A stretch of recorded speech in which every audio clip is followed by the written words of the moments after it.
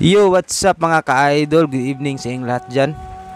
For this video mga ka-idol, siyempre ngayon mga ka-idol, may gusto lang ako share sa inyo mga ka-idol tungkol sa nangyari sa channel ng kapatid ko mga ka-idol. Ayun mga ka-idol, nakakalungkot man isipin mga ka-idol dahil nung nangyari sa channel ng kapatid ko, tulad ko mga ka-idol na small YouTuber, ayun nangyari sa channel niya mga ka-idol kasi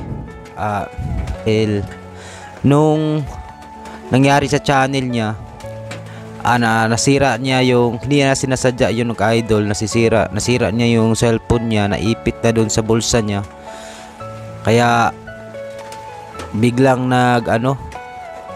nag-collapse yung cellphone niya mga ka-idol. Hindi na na-open. Kaso mga ka-idol, yung channel niya mga ka-idol, nakalimutan na yung password ng channel niya. Hindi naman siya na-hack mga ka-idol, nakalimutan lang talaga niya yung password.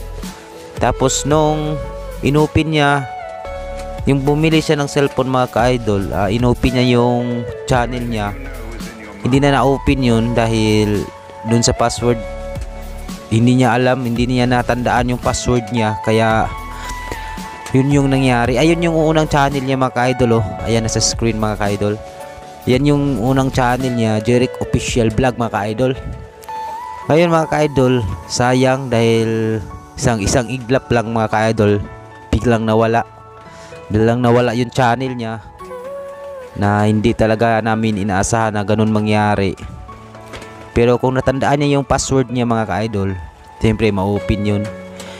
Kaya hindi niya na-open gawa nung hindi niya natandaan yung password niya. Sobrang sayang talaga mga ka-idol. Nangihinayang talaga kami kasi pinaghirapan niya yun. Yun talaga kasi yung gusto niya, pinaghirapan niya yun. Ayun, nag-start na siyang sumahod niyan mga ka-idol. Nag-start na siyang sumahod niyan, kaso sayang mga ka-idol, talaga nakakalungkot talaga yung nangyari doon sa channel niya. Kaya mga ka-idol, sobrang sayang talaga. Grabe, sayang, nakakalungkot talaga mga ka-idol nung nangyari. Dahil hindi katulad na namin na mga small YouTuber mga ka-idol, hindi madali gumawa ng mga video, mag-isip ng content. Mahirap mga ka-idol, mahirap kunin yung requirement ni YouTube. Unong 1,000 subscriber at saka 4,000 watching hour, mahirap yun para sa aming mga small YouTuber mga ka-idol. Kaya nanghinayang talaga kami nung nangyari yun. Nung nakita ko doon yung sinabi sa akin, yung nakita ko yung video niya na ganun pala talaga lang nangyari sa cellphone niya. Kaya nagtataka ako, wala na siyang bagong mga upload na video. Kasi lagi kasing pag nag-upload ng video yan, lagi kong pinapanood.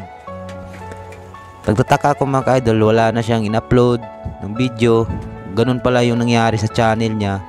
Kaya sobrang nanghinayang kami mga ka-idol, sobrang sayang talaga.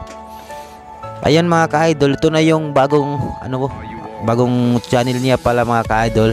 Ayan nasa screen mga ka-idol. Yan. Mr. Pacboy TV.